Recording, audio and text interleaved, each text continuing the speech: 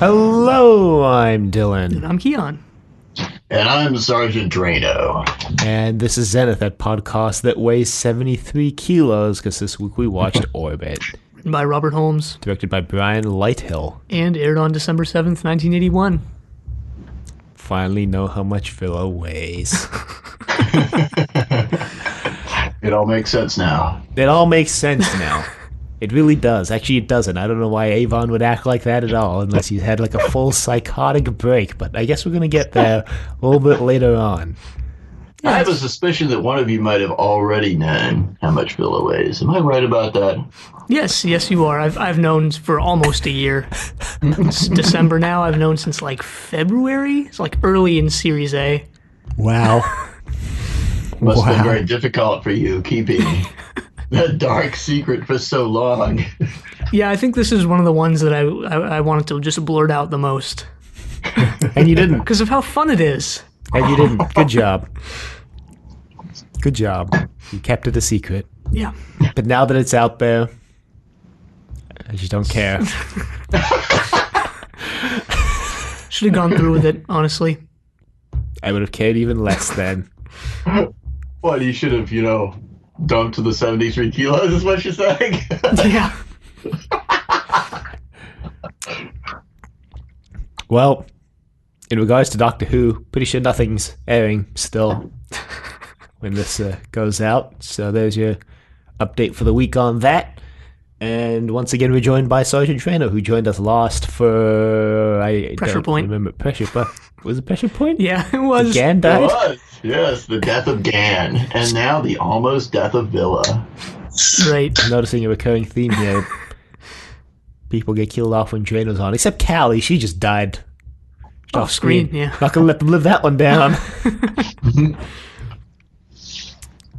So, before we get into it, any particular reason why you wanted to join us for this one, Sergeant Draino? Is this one of your favorites?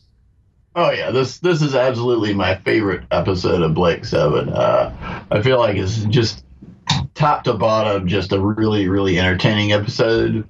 And I will never forget the first time I saw it. And, at that time, too, Avon was my favorite. But, that moment, I didn't see it coming. So, it was kind of disturbing at the time. I'll never forget that moment. His deadpan stare into the camera. And then he gets on with business. I saw everything else coming from a mile away. Servalan, Igorian's lame plan to kill them and keep both, which is the same thing Avon did. Saw it all coming from a mile away, to be honest. I was a lot younger. Yeah, but also that moment where Orak tells Avon how much Villa weighs, and then he he goes at it almost becomes. If he had a bladed weapon, this would be like slasher pick level stuff, right? Especially with that Dudley Simpson soundtrack in the background. Yeah, but that could have gone in any episode, right? I don't think that's like specific to this episode. Like basically any episode this season where Avon and Villa are escaping. Well, a lot of people consider the Avon's breakdown at the end of Gold like his full, the full breakdown of his mind. Yes, well, I wanted to talk about that too when we get there. Right.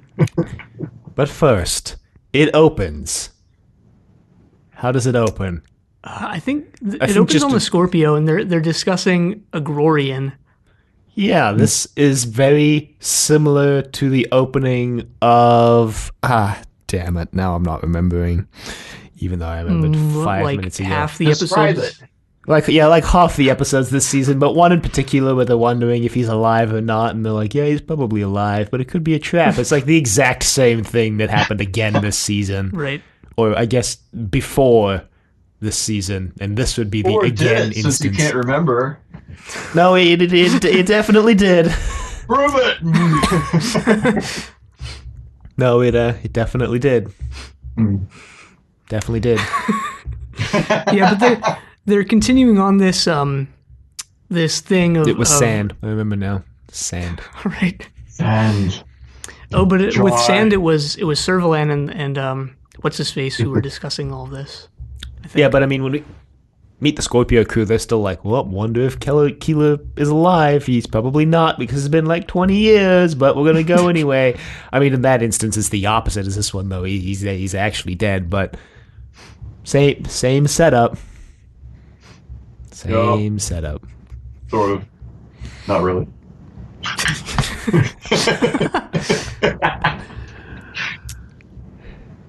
So did you guys notice? Maybe this is just me, but Dana has a new outfit, right?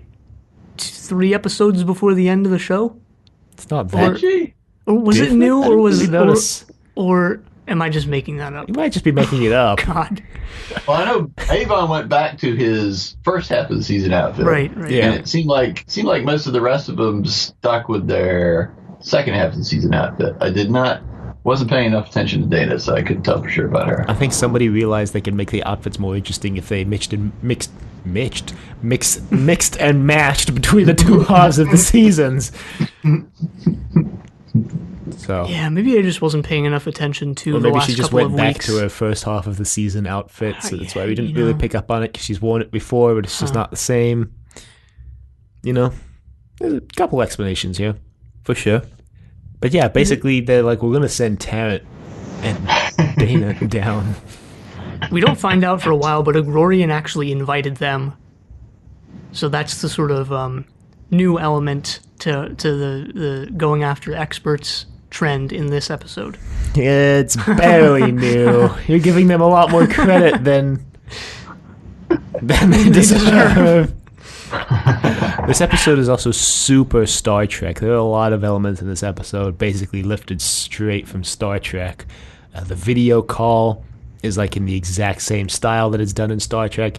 Tachyons are like Star Trek sonic screwdriver. Basically, they use them like every other week to get out of whatever nonsense situation they're in. Like, there's a lot of things that are pretty much stolen from Star Trek in this one. Wait, what Star Trek though? Any You're Star talking Trek. about Star Trek that like aired after this was made, right? I mean, the video calls were on the original series multiple times. Tachyons were a Next Generation thing predominantly. It may have been the inspiration for Tachyons. Wow, tacky. Wow. Except it's spelled CH and not CK. So. Akira's just doing a deal with it. Hand motion.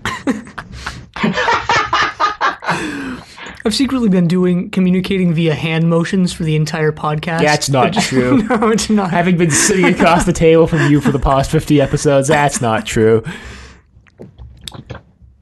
But yeah, Avon volunteers Dana for this, and she seems remarkably okay with this. He's like, well, I was hoping you would volunteer, and Dana's like, yep, I'm going to go down to the planet. Well, right away, Avon seems a little more unhinged than he usually is. Unlimited Avon. Villa has a line, and I mean, just knowing what happens near the end of the episode, I was going to keep like a running tally of lines of like, oh God, Villa's going to die lines. But there's only really this one. He says, I like to stick with you, Avon, where it's safe. Yep. And then Avon says it back to him later. Yeah. Yeah, Avon brings He it back pats him around. with the cheek. Well, Villa says something like, this could be a trap, so I'm going to, before that line, he says, well, this could be a trap, and that's why I'm staying with you, Avon. And then Avon says, well, why do you think I'm sending Tarrant then? And I was like, yep, that's a smart leader. Send Tarrant. Yep, perfect choice. Tarrant isn't even the most disposable member of the crew anymore now that they have a ship that actually requires concentration to be able to fly. Yeah, except Tarrant's a really lame pilot, and that's probably why they left Villa to pilot the ship last week in gold. Yeah. Yep. Villa was able to perform all those complicated docking maneuvers that in this story, Tarrant just like, well, it's impossible. So really makes you wonder if Tarrant is, Tarrant's just, being a You're shitty still pilot. wondering about that? Yeah, that was made clear to me in Sand. Oh, that was made clear to me in Harvest of Kairos. But I mean, Or like, games. the wiki's like, Tarrant indicates that it's impossible to dock with a moving ship in this episode. And I was like, well, maybe that's not a continuity error. Maybe that's Tarrant just being a really bad pilot and just him not being able to dock with a moving spaceship, and Villa can. Probably. I mean, they did it in They literally did it in gold. Yeah, that's what I'm saying. And Villa was piloting in gold, so that's Yeah. why I'm saying maybe it's just Tarrant being like, it's impossible. It's not possible. It's not possible. Tarrant seizing his opportunity to kill both Avon and Villa in one swoop. It's not possible. Stay in orbit, but get half points. Yeah, that too. Oh, Tarrant. Really hope Tarrant eats it in a really hilarious way by the end of the season, but I don't know if he will. That would redeem Tarrant in my eyes if he just like trips over a rock and just trips and falls under like a sword or something. It's just sitting there like for no readily apparent reason. I'm just like, well, that makes it all worth it. Hey, what if Avon had taken Tarrant with him instead of Villa? Well, then he could have just kicked Tarrant out of the airlock and I wouldn't have cared at all. I would have been like, yeah, good job, Avon. Yeah. Everybody else would just be like, yeah. I'm pretty, job, I mean, I know you're saying that as a joke, but I do think people would be more okay with, like on a serious level, I do think people would be more okay with this thing with Avon at the end if it were Tarrant instead of Villa. Possibly even like cheering him on, like, yeah, hunt him down. Go. Get him. But you got to remember, Tarrant isn't as smart as Villa, so he probably wouldn't have figured out as good of a place to hide. Oh, he wouldn't find a place at all. Yeah. Mm-hmm. Tarrant's like that kid. Like when you're playing hide and seek as a kid, there's always like that one kid who like just can't decide where to hide, and like you come out looking for all the other people, and they're just like standing there like, where do I go? Well, in Assassin, when Avon and Tarrant are throwing shade at each other, he tells Tarrant that he's got more brawn than brains. So, I mean, Tarrant would just run around with his gun waiting for Avon to pop up to try to shoot him, and Avon would outsmart him. If we're being honest here. If we're being honest. Avon would pull an investigator Reeve on him. Well, so at first I didn't realize Agrorian's name was Agrorian because Avon talks about Agrorian theory of parallel matter, and I thought it was like, you know, when you talk about, you know what I'm saying? When you add IAN, like real science or something, like Darwinian or something like that. Yeah, like Darwinian theory of evolution. His name's actually Darwin, but it's Darwinian. So they said like Agrorian theory of parallel matter. I thought maybe his name was Igor. I guess it should technically be the Agrorianian theory of parallel matter. Yes, good point. Or just like Agrorian's theory. Yeah. But it seems like he's sort of Agrorianian. But I mean, it's kind of well. it's kind of like, you know, Einstein's theory of relativity. Like Einstein ends in ein as well. So. But it does seem like Agrorian theory is sort of like fringe. And his name is Igor. Like Igor is what I thought they were going for here, like Terry Nation version of Igor. Well, here's the thing. Here's what I thought was funny is that Agrorian lives on like the most desolate place we've seen in the show so far. Yet his name is so close to like agrarian. Well, the planet's name, what was it? I want to look it up. Maladar. Yeah. Malady. Yeah. Bad. Yeah. That's what I thought of when I heard it, Malador. Nice job, Holmes. Nice job, Bob.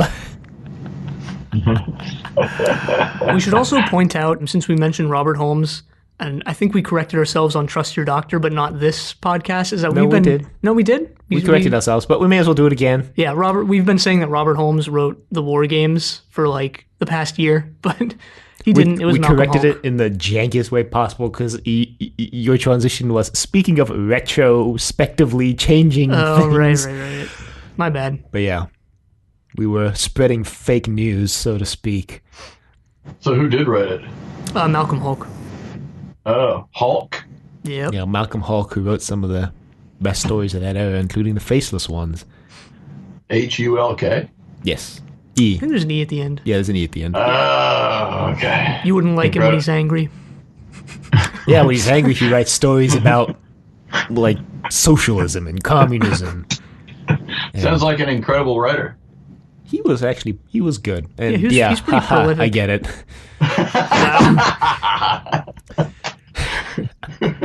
The Incredible Hulk Yeah. presents some Doctor. Wonder if he wrote for the Avengers. I doubt it. Wow. Only every so often. Not all the time. often. So, Avon and his buddies they make contact with the Grorian, and Yes. Avon's like, yes, the Grorian's alive. Gonna get some sick tech out of him. Yep. I think Agrorian is the best acted and scripted of these experts so far. What he's about so Keeler, though? No, he's just All Keeler had to Agrorian. do was stand there and be dead. He did it pretty well. And he had a pretty big effect on Servine at that for being dead. Well, I'm gonna have to give this one to Keeler. Actually, I got a quick question for you guys about Keeler. Do you think now? It seemed to be that particular episode. It seemed to me like there was some confusion as to whether the sand just preserved him really well, or whether the sand had literally been keeping him alive until like minutes before they opened the door to that area, because then it could kill him because it had more people. And I like to think that he literally just got killed by the sand like minutes before That's a Servalan good saw him point. again. But they don't really say that. Wasn't there? Maybe I'm just making this up now. Wasn't there a line from Tarrant where he says like, "Oh, the sand preserved their bodies"? Although again, that's him just speculating and checking out the computers and stuff. It's also Tarrant. Correct. Yeah, it's also Tarrant. Yes. Yeah, I never thought of that. I really like that idea that like he was alive like right beyond the door. Until Yeah. Tarrant showed up. Yep. With his extra manly hair. Yeah. Tarrant, the alpha male. Speaking of hair, Agrorian's hairstyle is on point. You know, long hair plus bald Top. crown. Moly, moly, moly. I mean, he looks like, shoot, Friar Tuck? I don't know. One of those monks in one of those somethings. Friar Tuck was a bear though. Not in the Disney version. Not in the Disney version.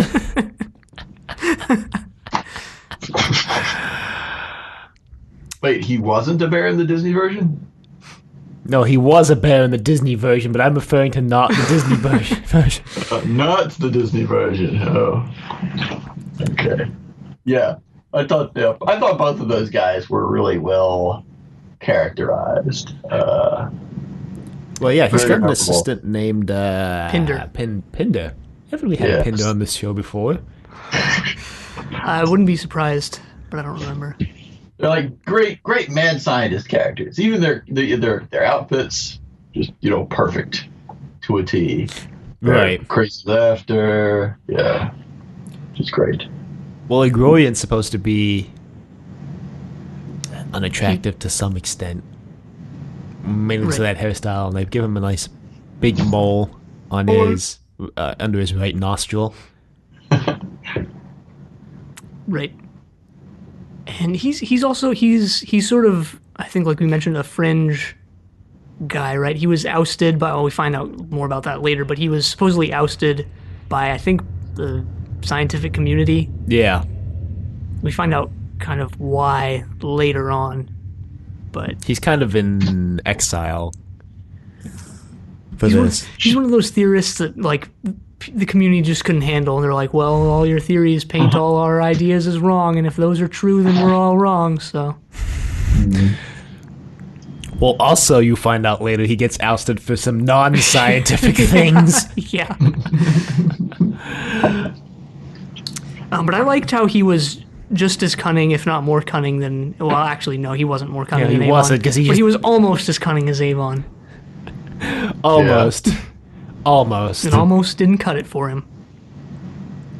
Yeah, well, if Yep. he just hid in that block of plastic better, then he would have been more cunning than Avon. Yeah, what was he Maybe thinking? right in the middle of the floor. They won't notice this. Avon proceeds to immediately trip over it as soon as he walks in. What is this? If only Groyan had thought to not put that little plastic truck on there that you could move the neutron star around with. I mean, You not even would that. never There got- were like a billion other things he could have done to get this ship to crash instead of putting a freaking neutron star on. He could have just siphoned out some of the fuel. It's an automatic shuttle, so he could have just reprogrammed it. You know, We've just thrown a bunch of junk in a closet. Yeah, mean, but that when would have it- been easy to remove. Yeah, it's true, I guess. It is interesting how they chuck the tachyon funnel out, but not once do they consider chucking Orak out. I mean, yeah, that's the thing. Like when Villa comes up to Avon, he's like, "Should I chuck this?" And he's like, "Yes." Like every kilo counts. Yet, and he wants to jettison Villa as well. And not like once does he consider throwing Orak out. Well, maybe he It just would've didn't been- think about it. Also, it would've Orak's the one who has to tell them if they've ejected enough Yeah, mass. If that's they true. throw Orak out, they're really literally flying blind at that point. It would have been nice for Avon to ask Orak how much Orak weighs and see what. Orak goes, Half a kilo, barely anything. I feel a fantasy Blake 7 idea coming on. What, We're he gonna checks chuck out Orak. Well, I mean, I don't want to give too much away about my fantasy Blake 7 because I'm doing an alternate series 5, but Avon and Villa, you know, it'd be Are not pretty in similar to the story, Oh, okay. but I don't want to give too much away. If I did an alternate series 5, all the characters would be different and would be set years after any of this. It'd be like the Logan to the X-Men Origins Wolverine of Series D. Sure, if you want to make that odd analogy. So you're talking like a reboot, or are you talking like just a long time after with different people because everybody else is like gone or dead or something? Yeah, I mean, I'm imagining like the same continuity, right? Just like in universe, dozens of years later. Yeah, okay. Well, my Series 5 is going to blow Dozens. your mind. My Series 5 is going to revolutionize Blake 7 fandom as we know it. It absolutely won't do that. Not as much as mine won't. My fantasy Blake 7 is just Blake 7 as we got it. Your dreams come true. Eh? It's like one minor change. Like someone combs their hair the other way. Paul Dara combs his hair the other way in Series D. Gan takes over the crew. Blake dies instead of Gan. yeah. Can you imagine that? All right, well, back to the story at hand. Last episode's called Gan.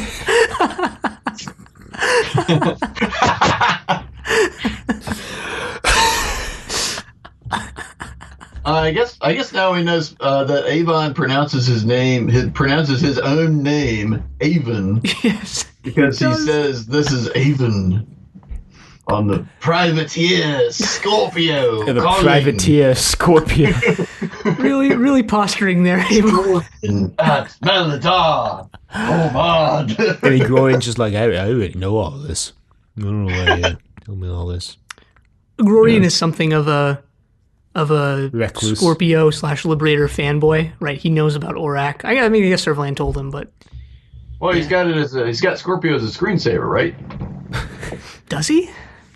Yeah. It pops up on his computer there, and they both laugh at it. Oh, I wasn't talking to you.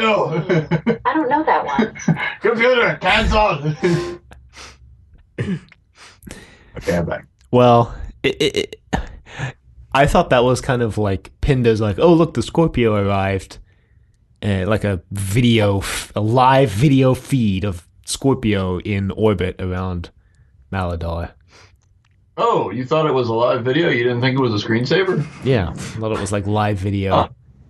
Oh, my bad. But I don't know, could be either. But then Igorian's like, well, I'll turn on my video feed to prove that it's me, because you asked. And he turns it on for like 2 seconds. He's like, well, you saw that it was me, and then he turns it off. yeah. So like, And there I goes the guess whole special effects budget for the whole story. So Avon knows what a Glorian looks like then, and that confirms it, I guess. Yeah. I guess. It's nice to know that it's an infallible video feed, too. Yeah.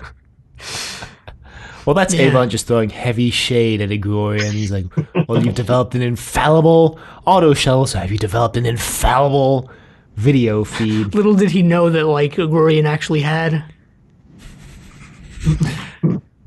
I mean, he's supposedly the biggest genius in the galaxy. Man, where have we heard that before? Oh, right. There was Dorian, and there was Ensor, and there was that guy who built the Headhunter. You know, the greatest geniuses in the galaxy. Yep. Except, no, now it actually is the greatest genius in the galaxy. Yeah, sure, like, I believe that. Maybe there should be an alternate version of Blake 7 where all these genius guys form like Ensor new 7. crew. Yeah. Ensor and Dorian and Keeler. Igorian's the Gan of the group. Doctor, what's her name from Star Drive is the Claxton. Callie of the group. Plaxton, she's the Callie of the group. Or maybe Dorian is the Avon of the group since he's like must kill everybody. to Well, yeah, make him Dorian's skip going all to be the the Avon. Plaxton's going to be the Callie because she's the female The gal. character who's basically the best, the most trustworthy and best character. We have Igorian, who's like the Gan of the group because he claims to be really smart and fits in, but evidence is lacking. He made a gun that could shoot anything from anywhere. Great, we've had that before. No, this is better than Amy Pack. Far Is it? better. Yes, it is. it? Impact, we got Servine going shooting people with Impact. With Impact, you don't even know you've been shot. Impact was just dumb. You Yeah. gotta shoot somebody, shoot him. Yeah, I mean, the tachyon machine, you can just pull up anything, anywhere, press a button, and it explodes. Yeah. You're gonna point the tachyon. Well, see, there's a fatal flaw with the tachyon machine, which is that like you can't really fire it from inside the Scorpio because then it would just vaporize the Scorpio while it's at it. Since the tachyon would have to go through the Scorpio to get outside, so they'd have to like somehow attach it to the outside of Scorpio if they wanted to blow up planets Well, with it. Well, they shoot it from inside Maladar Command with no problem, and it blows up some planet somewhere. Does it? Or a star. Yeah. That Wow. was they the blow up demonstration, Alderaan. remember? Yeah, there's a little demonstration of it on the view screen there. There's Yeah. nothing to say that couldn't have just been faked video. Yeah, I was going to bring that up when we got there. It's an In fact, infallible I think video it thing. is a faked video, actually. Yeah, probably is. Which means Impact is better. That guy can be the tyrant of the group. But he can be the villain of the group, the guy who just wants to chill back and escape and just relax. I like to think that's a headhunter guy. Dang it. I can't remember that Headhunter, guy's name because he either. doesn't actually show up in that episode. His robot just His dead body takes does. on his persona for a while. Hey, maybe his robot would be the Orak of the group. Yeah, yeah. Sure, why not? Even though Orak could be the Orak of the group, since we've got Ensor leading this band of misfit geniuses. Maybe the Orak would be that robot, but with Orak on its neck. Yeah, I like it. Solved. Good. This is solid gold material right here. Is it? I mean, I do actually. I like the idea. The guy from Gold could be the tyrant of the crew. Yeah. Yeah.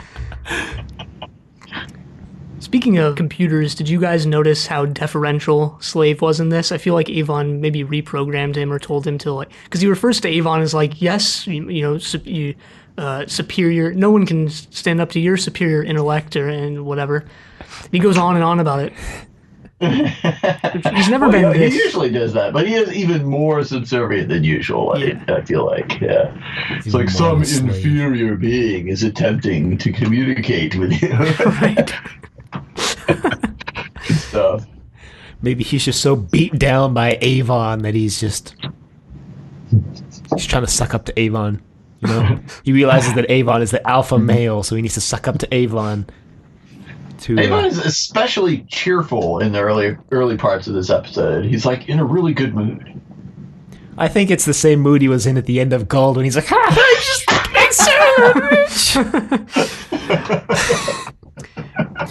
that pained smile.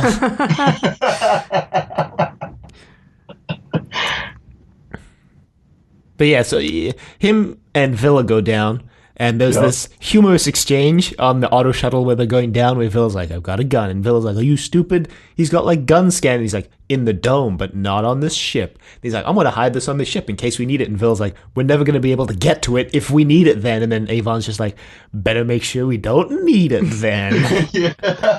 And we talk about the Chekhov's gun thing. We talked about it last week with Maurice. Yeah. But this is, a better, I guess, example. I don't remember that. That's because it hasn't happened for you yet. Oh, tachyons, damn it.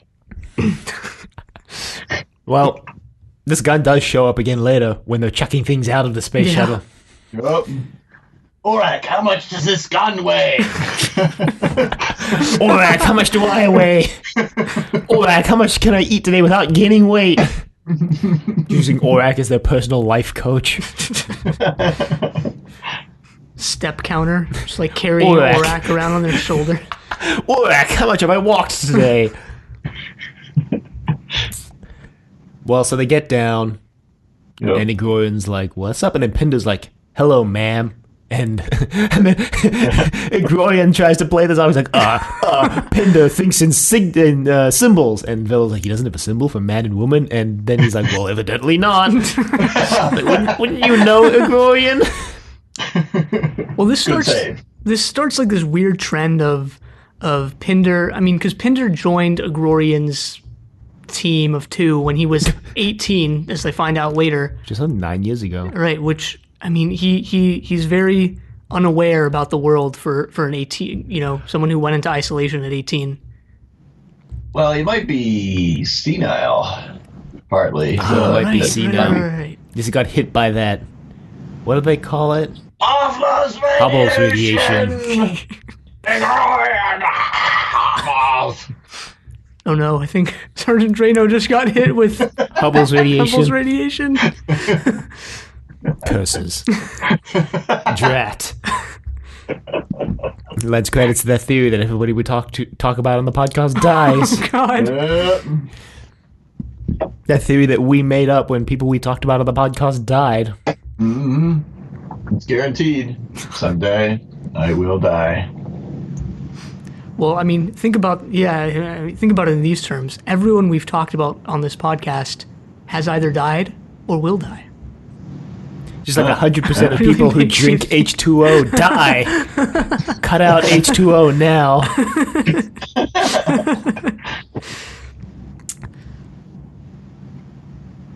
But anyway, there's only one character in this room now who's close to death. There's a brush with death later on. Yeah, maybe all but one. Actually, all of them. So never mind. But this is when Igorian introduces his tachyon technology. Yes. His tachyon beam. Mm-hmm. Tachyons are theoretical particles that can travel faster than light. Tachyons are a real thing, by the way. Yeah. I know I gave Star Trek guff for using it as their sonic screwdriver to get out of jail free card, but tachyons are a real thing. Yeah, although it's unlikely it would do any of the properties that both Star Trek and Blake 7 attribute to it.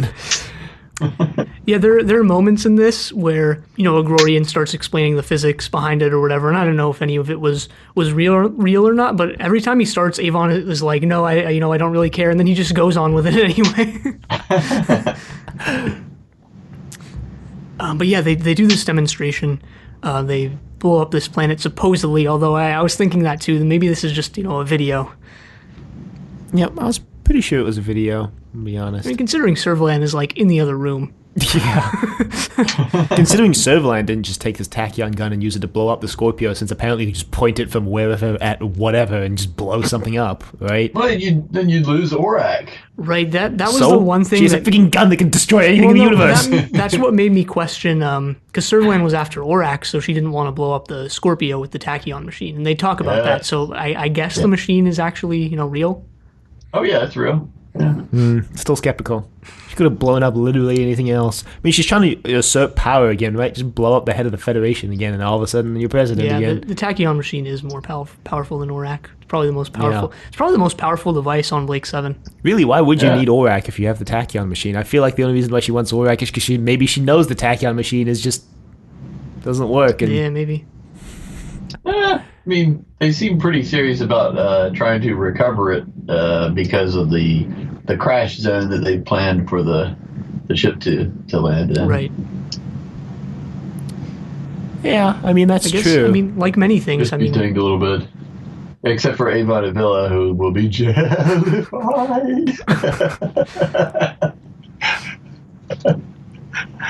we don't know. I mean, we don't know. Well, I still don't understand why she would need Aurak if she has the tachyon machine. Like, what would Aurak give her that the tachyon machine? It could couldn't? just be like an ego thing, like they got Aurak before I did. I need to get it back. Why does she care so much about Yeah, I Aurak? don't know. 3 seasons now, she's been trying to get Aurak back. Longer than she spent trying to kill Blake. If you really Aurak's think great. about it. Yep.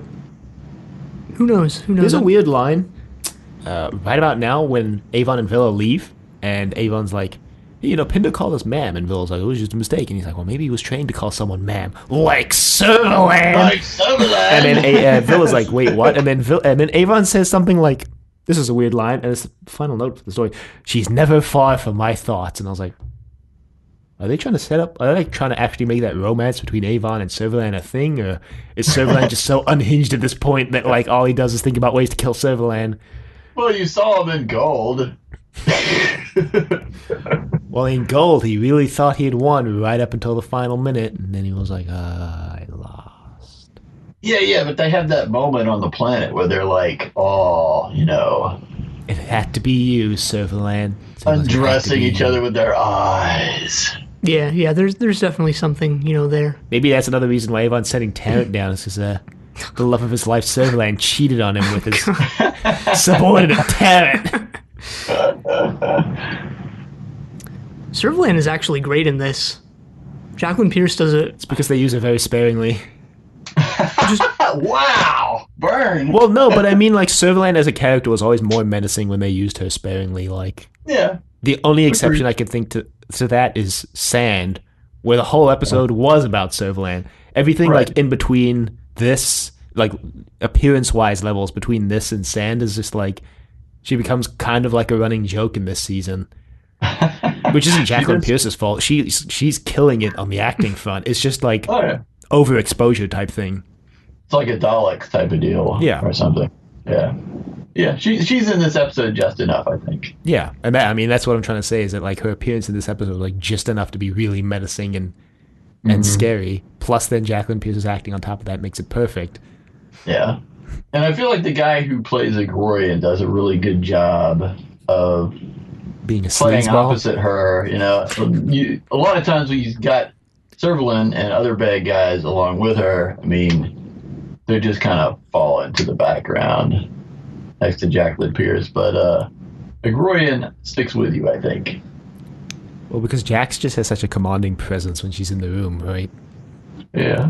Well, a lot of other like second in command type guys or just other villains, they're kind of similar to Servalan. They have their own ambition. Like the guy in Sand, for example, you know, maybe he's almost just like a lesser Servalan, right? He's in it for power. He wants control. Agrorian is not, you know, that type of character, right? He's more comical. He's almost cartoonish, and it just works really well. Well, now we see, while Avon and Villa are going up to get Aurak, because the deal is Aurak for the tachyon gun. Again, why would you need Aurak if you have the tachyon gun? Avon seems to realize that you don't need Aurak if you've got the tachyon gun. I mean, literally, there's no reason once they exchange Aurak for the tachyon gun for Avon not to just take the tachyon gun into space and just shoot Malador and just kill Servalan and Agrorian in one swoop, right? Like, They knew it was a trap the whole time, so. Or they kind of thought. I mean, I was thinking this while they were on the ship. I was like, there's a really simple solution to this whole thing, right? Just use the tachyon gun while you're on the ship to blow up Malador. Gravity's the thing that's keeping you down, right? So just remove gravity from the equation, remove Malador from the equation. I was like, it seems really obvious to me. You know, they'd probably get caught up in the explosion. But the explosion would send them outwards, though. The shockwaves. And shockwaves don't travel in space because there's nothing for it to travel through. So. And then they'd be jellified. They weren't in space, though. They were still on the Still in the atmosphere, planet. I guess. But the shockwave would have sent them outwards. Or they might have Wouldn't just, that like, kill 'em, though? gotten blown up, you know. And Based plus, on that video footage of the planet exploding, I'm gonna go with no. Well, if you use the tachyon foam to destroy the planet, that breaks the planet, but does it actually remove the mass? Well, they'll spread the mass out, so the gravity will no longer be contained. The center of mass will move. Okay. And I don't know how the tachyon gun works in this theoretical universe. Because when we see the explosion on the video screen, it looks like there's a big explosion, then literally nothing's left, which would mean it converts all the matter into energy, and then the mass would be gone, and then there would be no more gravity. There'd just be all this energy that gets put into the universe. Sounds harmful. As light, I to guess. Shuttles. Probably turns it all into Hoffler's radiation. Does lend viability to the idea that the tachyon machine is just a fake, which I like that idea. It fits in very well with Blake 7, I think. Fits in very well with Agrorian being this cunning mastermind who's trying to outfeint Avon. It almost gets away with it if it wasn't for that meddling Avon copy? ORAC copy? Avon says he's been working on ORAC 2.0, and that's what they give Agrorian later on. Yep. And I was like, Avon, you're not smart enough to build that. Yeah, he's not. It's just a box with little lights inside of it. Yeah, I love that Servalan actually calls it this episode. That's just a box of flashing lights! Well, I love what Avon says when he mentions it to Villa. He's like, "That wasn't ORAC. I created this thing as like a contingency plan. Never know when you might need a replica of ORAC." Yeah. Well, it makes sense. It's like when the Fourth Doctor made K9 2.0. Not 10 minutes after K9 Mark 1 got dumped with Leela. Mm-hmm. He's like, well, just make a new K9. Which is in many ways far superior to K9 Mark 1, so it kind of sucks for Leela to get dumped with the Mark 1. But I like it that he calls it ORAC 2.0, but when really, it is just a box of flashing lights. Yeah, that's interesting, is that he calls it 2.0, which typically when you call something 2.0, it's supposed to be an advancement upon the technology that was the 1.0. But, Avon's, definition of advancement in this case is that ORAC stops speaking to you. I can see that being handy, though. Like if somebody boards your ship or something and they're trying to get ORAC and they see that sitting there, good idea. I'm pretty sure he thought of it after Dawn of the Gods when they were like, we want ORAC. We're going to blow up the entire universe for ORAC. And Avon's like, here's ORAC. Where they use ORAC as a small gnome, whatever, a dwarf. Maybe ORAC 2.0 is called ORAC 2.0 because he has even more bombs installed inside him. Even more lights. No, bombs. Remember, ORAC's got a bomb in it, remember? Oh, yeah. Forgot about that. Why didn't they just put a bomb in ORAC and blow it up when the shuttle left? What? He already has a bomb in him. ORAC 2.0. Why didn't Avon put a bomb in ORAC 2.0 and then just, he could take out Servalan and Avon really drops the ball in this one, I'm gonna... Dang it, Avon. What are you doing, man? Really, though. He had a ripe opportunity right there.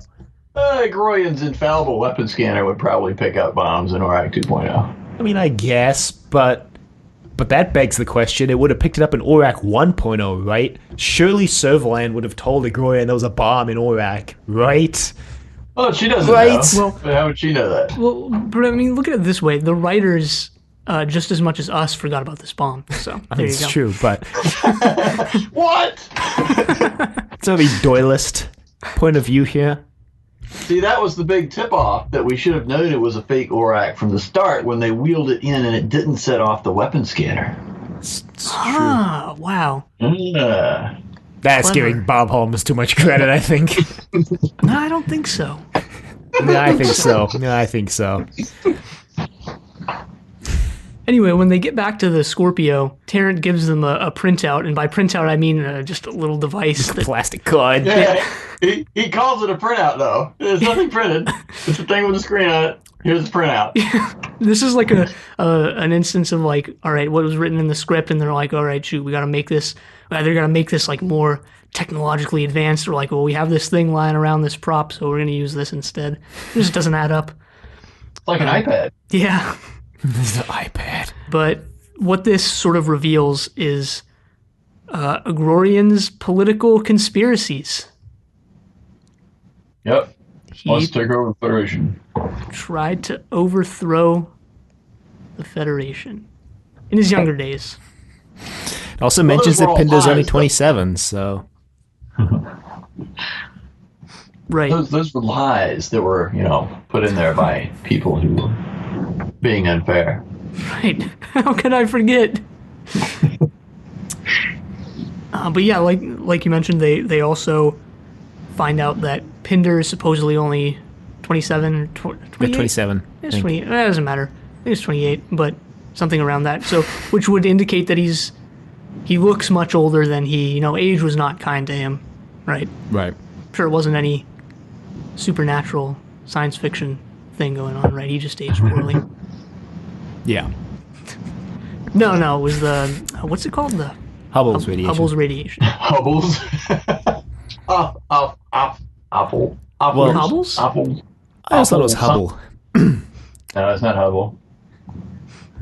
Suspicious. Hubble is what they use to watch the planet getting destroyed.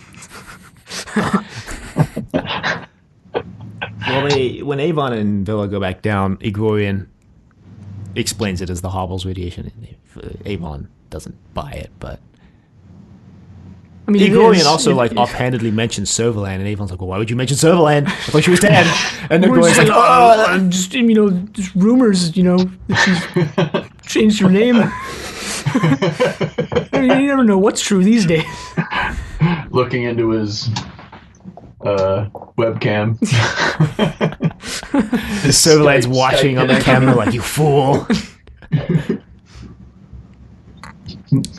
Well, so they make the trade, then they leave. Avon kind of flips a little switch on Aurak, which at first I thought like, oh, I see how they're going to get Aurak out. They just put a teleport bracelet on Aurak, and then now they're just going to beam Aurak out as soon as Avon and Yeah, Villa that's have brilliant.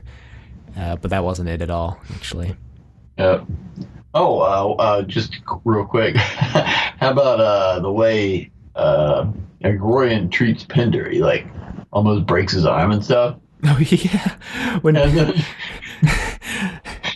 and then when he's threatening to get revenge on these people who lied about him on his file, Villa comes back with, "Oh, what are you gonna do? Break their arms?" Right, he definitely bullies Pinder. Now, do you guys think this is just me, or was Agrorian sort of a coded gay character, right? I mean, because when he sits down next to Villa, he's stroking Villa's yeah. arm and things like that, so... Oh yeah, Yeah. clearly. I don't know if he's straight gay, bisexual. I mean, there's definitely some sort of Yeah. attraction to Serverland as well. Yeah, that's a good point. Because he strokes Serverland's face when they're sitting down, much to Serverland's disgust. But he does stroke Serverland's face when they're kind of sitting next to each other. Mm-hmm. And he gets down on his knees and begs her for, her love. And she's like, "You've already got that." And then she turns away to, "Oh, that killed me inside to say." Serverland just using Igorian for her own purposes. But they get away with it. They get away with this ploy to use the fake Aurak. They get the tachyon machine onto the shuttle, Yep. and they're about to leave. It's kind of cool. They're both outsmarting each other at this stage. Right. Yeah, I mean, I really like that sort of aspect, that almost cat and mouse game aspect of it. Feints and counterfeints. Meanwhile, on the Scorpio, Terran is like, wow, they actually did it. I didn't think they would actually get away with it. I just realized there's totally foreshadowing to how Avon tricks Agrorian halfway through the story when Pinder claims checkmate and Avon goes, "Well, how can you tell the king apart from the queen?" Totally foreshadows him making a fake copy of Aurak that Agrorian can't tell the difference between that and the real Aurak. The fact that Agrorian can't tell the difference between the king and the queen, and that wow, I just realized that. Brilliant. And then You Agrorian... seem more blown away with this than you possibly should be. I just realized. I think that's really smart. Wow. What you failed to notice is that the pieces on the chess game have words like sand and gas and nitro. That's no.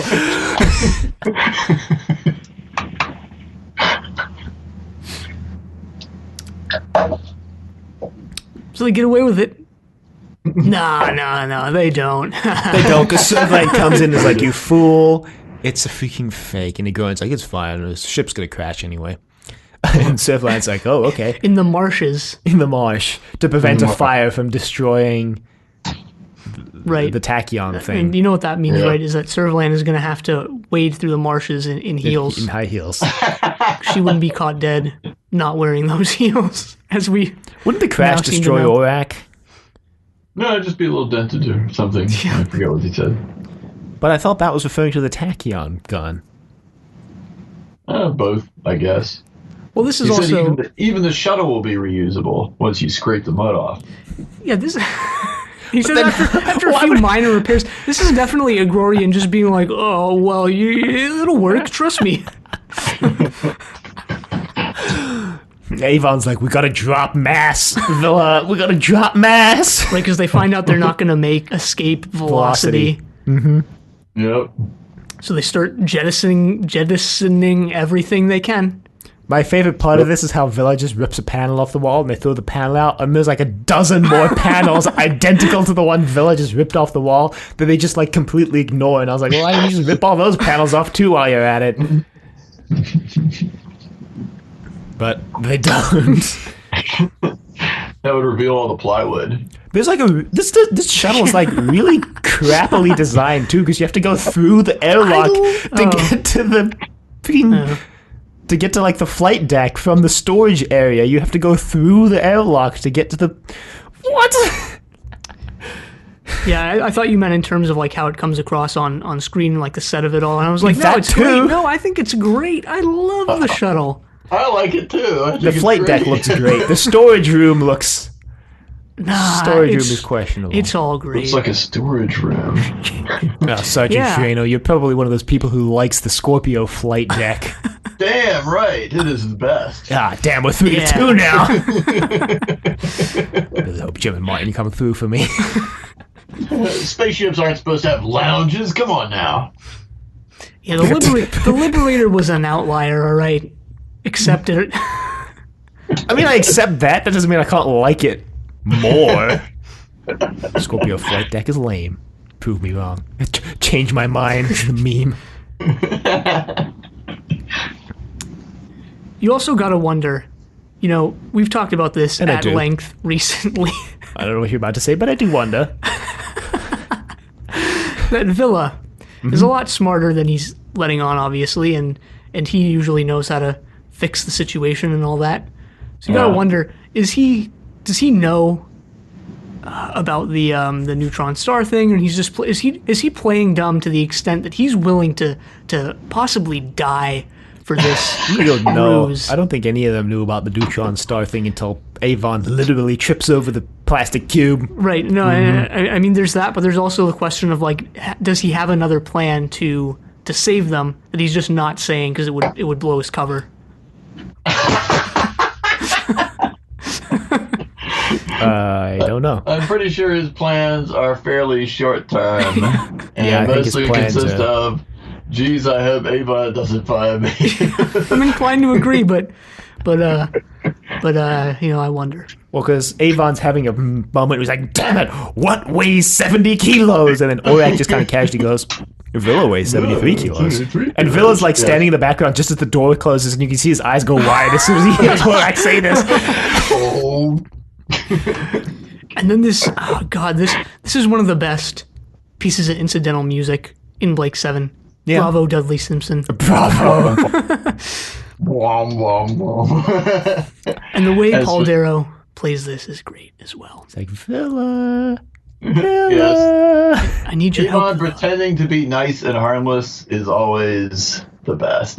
And but that's what's actually scary about it is that Avon's like trying to, like, he's so out of character. He's being nice. He's like, Villa, I need your help, please. And it's so scary. But then he realizes there's a neutron star, and you can instantly tell that he flips to like a real moment of panic. He's like, oh shit. Yeah. He's like, Villa, I actually need your help now. Like, Villa, get out here, you fool. Villa, Love that meanwhile, little is... truck thing. He's just curled up in a room somewhere, I guess. Storage room. Yeah. Yeah, like a little compartment. Meanwhile, down on the planet, because Igorian basically talks to Servo and is like, we can just dump Pinder as soon as we get off this junk planet. And Pinder They're overhears it. standing right there. There's like a lot of parallels between that and Villa overhearing Orak mention that the Villa weighs 73 kilos. Yep. Especially since like Villa and Pinder in those two shots is standing in basically the exact same place in frame. Yeah, turns out no one in this story has any peripheral vision. In the future, no one will have peripheral vision. It's the real horror of the Blake 7 universe. In space, no one can see from the No one has peripheral vision. No. But yeah, Pinder then is like, Red for dead, remember? Red for dead. And then Igorian's like, what are you doing? And Pinder's like, red for dead. Pinder, no. Hubble's radiation.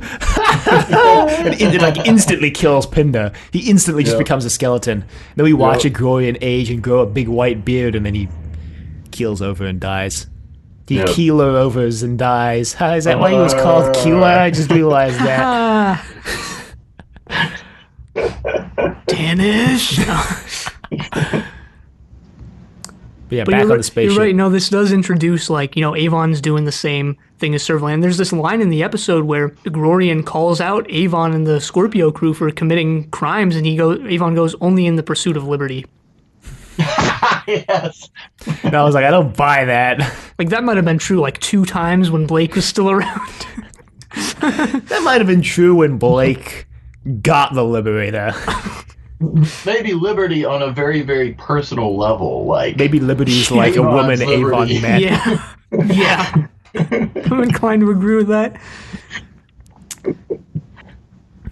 But I Avon... like the deaths of Pinder and Igroyan. I thought they did a pretty good, simple way of conveying that. There wasn't really any kind of progression or anything that they tried to do with special effects. You just see one shot of Pinder being a skeleton and one shot of Igroyan with a big beard. Yeah, for sure. It definitely works. And there's the line from Igroyan earlier on where Pinder was only exposed to the radiation for like a millionth of a second, and it aged him 50 years. Mm-hmm. Yeah. So sets up how dangerous and fast acting this stuff is. You get fast-acting radiation. You get a red filter over the shot as well, which I think was good. Yes. So Avon uses that little wheelie truck what thing. you would call it to wheel the Tonka. Call it Tonka. Hot Wheels saves the day. But right, Avon finds out that a tiny particle of a neutron star has been encased in plastic and just left there in the corridor. Yep. Igorian could have just like put the piece of the neutron star on the ship not encased in plastic, and none of them would have even known. With high tensile plastic. What I also If it wasn't in that plastic, it would probably just fall right through the hull. Probably, actually. he could have done more to like hide it, Like put it in one of the compartments. There's an extensive possibility. There are extensive like courses of action he could have taken other than just like chucking it in the hallway. Igorian really put the least amount of effort into this plan possible. That was the farthest that Pinder could get it with that little Tonka truck. Yeah. Well, I mean, Avon and Village try to theorize, or Avon and Tarrant try to theorize how he got it on the ship, and Avon theorizes that he just modified the automatic systems of the docking bay. So I don't even know if it was Pinder. I think it was just the like computers. Computers moved it. No one was talking to you. Shut up. Gosh, your computer is like a ORAC. Yes. Yes, it is. Except you can unplug ORAC. What powers ORAC? The key. Duh. Is the key just like a is the key like a It just turns battery, them on. or like where does key. ORAC get its power from? It's probably powered by a small particle neutron star. Oric actually weighs out 8,000 kilos. So they could have just thrown ORAC out and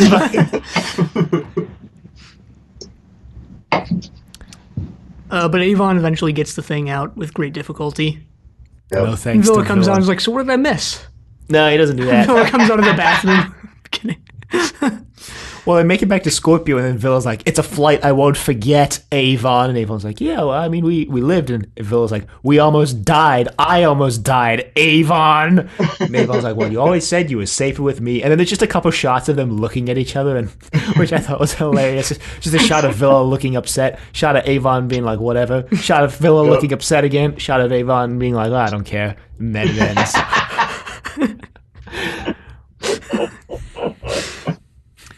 So do you think they told them what went on the ship? No, but I think Villa's going to leak it. He's going to leak it Leak. on the interwebs. Yeah. This is going to be like, hey guys, Avon tried to kill me. What if Villa runs like a Scorpio like fan site or fan page? The reason why He's Gloria knows all these things about Scorpios because Villa's been running a fan page. But yeah, no, I agree. I don't think they told Tarrant, Dana, and Sulin. Roy probably knows about Scorpio from Terrence's Instagram. Yeah. Wouldn't be surprised if Tarrant was the buffoon, like, leaking all their secrets. But man, I just realized that we didn't even mention Sulin and possibly even Dana until now. They don't do jack in this. Well, same with Tarrant. They all just stay on the ship and they don't really do much. Tarrant at least contributes in dialogue. He has some funny lines. Sulin, I mean, we heard... Sulin doesn't say anything in the story, I'm sure of it. I mean... No, they talk with Terrence some about, how they can get Avon and Villa off the shuttle. And Terrence says, nope, we can't. Oh, yeah, that's when Tarrant's like, nope, impossible to dock with a moving ship. It's impossible. She also pokes fun at Villa. Villa was like, well, they explain tachyon particles, and it was very complicated. You'd have to know the principles. And Sulin's like, yeah, sure, whatever. Yep. Sulin's hair is doing something also equally strange this week as it has been, which is that it's a massive braid. Side braid. Side braid.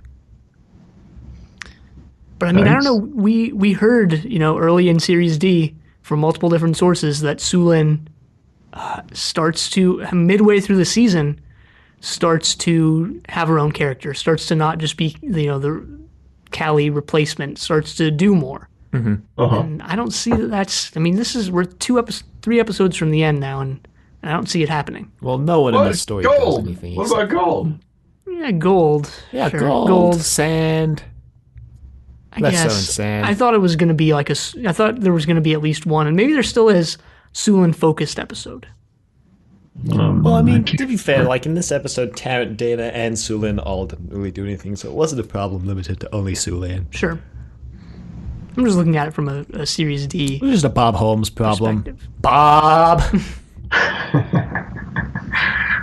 I do think this is the strongest episode in Series D so far. You think? Yep. Stronger than sand? Yep.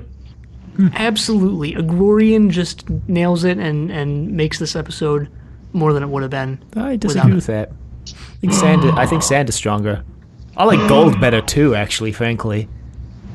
Gold is pretty good too. Yeah, I would rate gold quite highly. I don't know. I just felt like this story was... We've seen it before this season. I feel like everybody rates it so highly because of the scenes between Avon and Villa in the shuttle. Yeah, and that's why I consider it so highly as well. Yeah. Mm-hmm. But like plot-wise, overall, like it's nothing really special.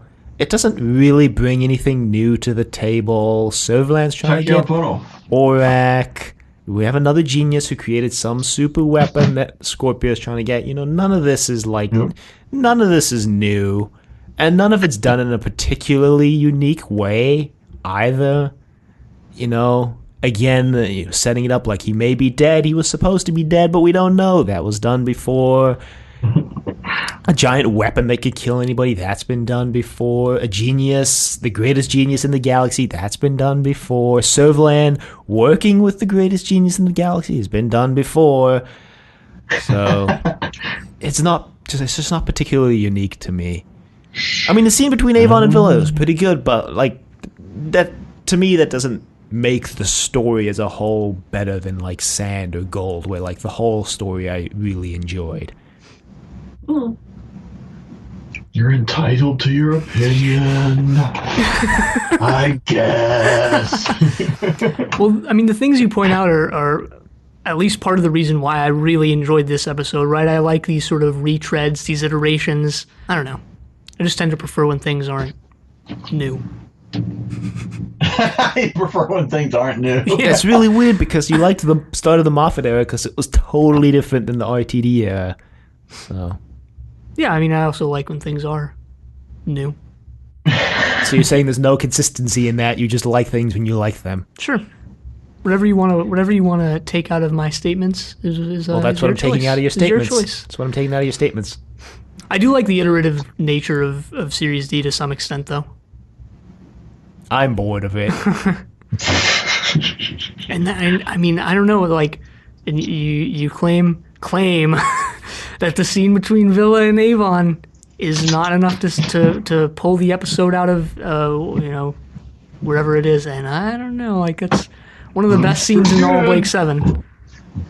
I mean, still, for me, that's not enough to pull it out of the repetitive nature that it was in this whole season. I mean, like, in... what was... the games, I talked all about this computer stuff and how much I loved it, but I still thought Games was, like, a pretty bad episode overall, right? Like, I don't think just having that one thing in it is going to make it a good episode or something that I like overall to me. I feel like the plotting in this episode was particularly good in terms of setting things up and then paying things off. The pace of this episode was good. I'll give it that. Yeah, the pace I of this agree. episode was great. There's not really any plot holes I can think of. Yeah, like they set up the gun in the shuttle. They set up the neutron star with Avon's discussion with the Grorian about what powers the tachyon funnel. They got the stuff in the beginning about Villa always feeling safe with Avon. I don't know. I just felt like it was really well structured. In addition to the characters that were in the episode. Mm-hmm. Yeah, I totally agree. This was great in terms of the structure, the pacing. A lot of that. setup and payoff. It's done well. Unlike Gold, haha. Get it? Because they didn't get paid at the end. Serverland got paid. Somebody got paid. Serverland made bank. Not only did she get the gold, she got the whole bank of Zebrock as well. Yep. I guess we can talk about how the story would be different if Terry Nation wrote it. I don't know if it would be that different, except the pacing would be way worse. What did Terry Nation think of this episode? Well, how would What do Terry you Nation think? write this episode? I guess is kind of the thing. Bob Holmes is a writer who's pretty similar to Terry Nation in a lot of ways, for which sure. makes this story a little bit difficult to do this for because Terry Nation and Bob Holmes share a lot of similarities in writing style and the kind of themes that they like to try to integrate into the story. Yeah, they do. And we talk about like sort of this old guard, new guard type of thing that Blake 7. No, I mean really, that Blake 7 is like on the cusp of. Just that phrasing. Of like, yeah, I mean, I don't know. Of like, you have the sort of older writers from a previous era, like Terry Nation, like Robert Holmes. Then you also have people like Chris Boucher, Tanith Lee, who are maybe part of a newer generation or newer era of writers, and Blake 7 is sort of on the threshold of these two. Mm-hmm. Which makes for a really interesting show. And I agree, this wouldn't necessarily be too different if Terry Nation wrote it. I was struggling to think of really anything that would be different. I couldn't come up with anything except that the pacing would be Maybe lot Groyan would be in different. like a wheelchair. Maybe. Yeah, I mean, I really wouldn't. This is the repetitive nature of Series D's. That Terry Nation is pretty repetitive in Series A. Let's not give him too much credit here. But honestly, not as repetitive as Series D. Not which is, as repetitive which is as strange Series D. considering it's Yeah. from... Yeah. I mean, I agree, very not as strange. repetitive. But, like, you would have drawn all these similar plot elements. I think the pacing would have been worse, and I think that's really the main thing I can think of for this, is like maybe some of the scenes would have been shuffled around. Serverland would have been introduced earlier, maybe, which would have undermined her, like, sort of reveal. I mean, there's kind of a reveal of Serverland in this story. No, there definitely is. Yeah. And it's better than it usually is. Yeah. The Tachyon funnel will be shaped like a giant Dalek arm. Terry Nation, I just found out from Making Blake 7, actually denied that he tried to include the Daleks in Blake 7, whereas I pretty heard much that everyone too. else says that he did. Yeah, Chris Boucher was like, Terry Nation came to me and was like, can we include the Daleks? And I was like, no, Terry. Terry Nation played it off as like, yeah, I said that in passing as a joke, but I was never serious about it. It never came up in actual discussion. Considering how many people have come out and they're like, Terry wanted to include the Daleks, I'm gonna lean towards it. It wasn't really a joke when Terry said it. I still think that would have been cool to have the Daleks instead of the Andromedans. Would have been strange. I think I would have liked it. I mean, as weird as it would have been, I don't know. Very weird. Would have been cool. Fantasy Blake 7. It would have been cool if they could have shown him restraint and that was the only time we saw them and they didn't become the like recurring villain of Blake 7 like they were on Doctor Who. If it was just like a cool little cameo. No one wants the tie-in cat's thing. out of the bag, you know. You can't put the toothpaste back in the tube. Challenge accepted. Well, we never really heard about the Andromedans again after the exactly. Big War. Yeah, but the Andromedans weren't the Daleks. Once you make that reveal of this cultural icon, can't put the cultural icon back in the toothpaste tube. I don't think the cultural icon came out of the toothpaste tube. You don't think toothpaste is a cultural icon? Dalek-flavored toothpaste. God. Exterminates plaque. Exterminates. Exterminate gum disease. I don't have anything else to say on this. Yeah, this was just a solid episode. The best Series D has to offer. The best Blake 7 has to offer. Oh, that's a lofty claim that I disagree with. I was surprised. I was scrolling through my Twitter to try and find a particular image, and I happened upon the poll I put out months ago about which series of Blake 7 people like the most, and Series D won that poll. Granted, it only had Nice. 30 something people voting in it, but Series D was the highest. I didn't even vote on that poll, so, would have been 31 or something. So your favorite is Series D then, Sergeant Draino? Yes, absolutely. Interesting. I think That's C's interesting. my favorite, maybe. C I mean, it also has the worst episode of Blake 7 in it, but which overall, I episode still would like that it. Animals? Yeah! Yeah. My man, I still think Traitor is worse than Animals. Also in Series D though. It's true. Series Wait, D's giving us the highest highs and the lowest lows. Wait, I think we meant to ask you, Sergeant Draino, why did you dislike games so much? You gave games the same rating you gave animals. Oh, yes, you were wondering why I rated games the same as animals. Yeah. I think. Mm-hmm. And what did I rate animals? 2 out of 7. I didn't give it 1. No, you gave it No. a 2. And I gave games A 2 out of 7. Okay. Well, I think the reason that I gave Animals 2 stars instead of 1 star is mainly just because, like I mentioned in my email, that's the only episode of Blake 7 that I could watch over and over again for like 5 years. So it has a certain horrible sentimental quality in my heart. So it gets an extra star just for that. It's a nostalgia point. Nostalgia point. Yes. But that means that it's not necessarily the worst episode of Blake 7, do you? Because you tied it with games. No, it's still the worst episode. It just But you gets tied it with extra games, though. You gave them both the same ranking. Which means Well, they're tied there's- for your least favorite. there's favorite, and then there's how good it actually is. So whereas I am Keon's shaking still his head. fond of the episode, I acknowledge that it is pretty terrible.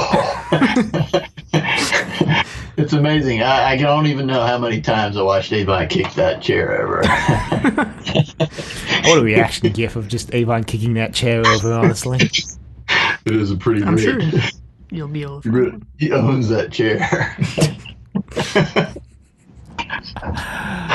Oh, boy. All right, you know what? Headcanon accepted. Which I mean, I Okay. accept your explanation. Doesn't mean I have to agree with it, but I accept it. I accept it. Well, that wraps up everything I have to say and ask. Same here. Same here until the email, of course. Oh, right. We have Yeah, one. this is We gonna have be one real- email this real week. meta. to respond to with Sergeant Draino. We may have more by the time this goes out. This email comes from regular correspondent Sergeant Draino. So if you'd like to respond to it with us, Sergeant Draino, I'll go ahead and read it out.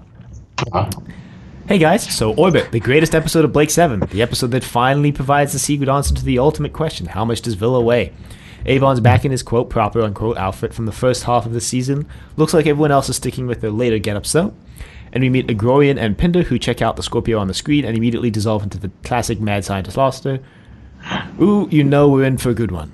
Villa, it might have occurred to you this might be a Federation trap. Avon, well, of course it's occurred to me. Why do you think I'm sending Tarrant? It seems clear that Agrorian's auto shuttle was the inspiration for the Earth Force shuttle in Babylon 5. See attached. I'll save the rest of my comments for the podcast. See you in a sec. Sergeant Draino, Station 7, the door. And I think the Sergeant Draino hit on everything we said in our episode. Yeah. What do you think of the attached pictures that I included? Do you guys ever watch Babylon 5? Do you know what I'm I haven't talking seen about? Babylon 5 actually. Watched it. The attachment. I read that the creators of the show denied any connection or inspiration from Blake 7. As they would. But yeah, that's what I read online at least. That's not true. But yeah, I mean, your statement is not true. The creator has acknowledged that he was a huge fan of Blake 7 and The Prisoner, and both of those things were inspiration. Fight. I just skimmed Wikipedia, so maybe I'm misinformed. Yeah, you've been misinformed by Wikipedia. And I'm also misinforming listeners, as it turns out. Damn it, Keon. Well, this is exactly what Maurice was talking about a week ago. We're part of it. But what do you think of those pictures? Yeah, I see the resemblance. Hang on, let me show Keon. Boom. Yeah, there we go. Yeah, there we go. That's your reaction to this glorious picture. That regular correspondent Sergeant Draino spent all this time cropping these images together. Yeah, Microsoft Paint. Bitches. 4.6 billion years in paint. $4.6 billion in paint down the drain. Cropping, copying, pasting. Like a mofo. $4.6 million on paint. I don't know, think about it. Microsoft Paint, not like real paint. It's easily how you spend $4.6 million on real paint. I think that's like the average cost to paint like a Navy battleship, I bet. I don't know. I'm going to look it up now. I actually wonder how much that gunmetal gray paint costs. Now that Microsoft has ditched paint on new versions of Windows, maybe there are people who are black market, buying paint. Just torrent paint. Black market paint. Paint.net. I'm going to go home for homework and look up how much that paint that they use to paint those battleships costs now. I feel like that would be the most expensive paint I could think of, except I guess paint for a rocket ship. I don't know. I'm going to Google it. What's the most expensive paint? Yeah, probably the shuttle paint that they put on the shuttle. Well, consider that to be paint that bad boy every time it came in. Anyway, we're just digressing now. Thank Computer, what's the most expensive paint? I just noted paint in your Amazon cart. Shut up! It's something you'd like before checkout. Whack! And on that note... Now I'm buying the most expensive paint. Accidentally spend $4.6 billion on paint. Yep. Oh, man. That's as good a place as any to... If you have anything you would like to shamelessly plug, Mr. Sergeant Draino, Station 7 the door, where we can find your stuff. I have a podcast called Station 7 the door. Sometimes we talk about TV shows on the podcast. Sometimes. We haven't done it in a while. We'll probably do one again before too long. We started out with Lost. We did Walking Dead for quite a while. And now we just kind of do whatever we feel like doing. So we'll see. Okay. All right, cool. Sounds good to me. Thank you for being on. Yeah, for sure. As always. My pleasure. And if you'd like to email us, you can reach us at thedoctor@decorativevegetable.com. Questions, comments, concerns, angry rants, love letters, your thoughts on Orbit and Villa weighing 73 kilos. You can Find us on YouTube at Decorative Vegetable. You can find us on Apple Podcasts and Google Play at Zenith, a Blake 7 podcast. Be sure to leave a rating if you liked the show. Check us out on Facebook, Trust Your Doctor. Like us on Facebook. Also check us out on Twitter at TYD Podcast and follow us on Twitter. And once again, thank you, Sergeant Draino. Yeah, thank you very much for being on. And next time, we're watching Warlord. But until then, the end.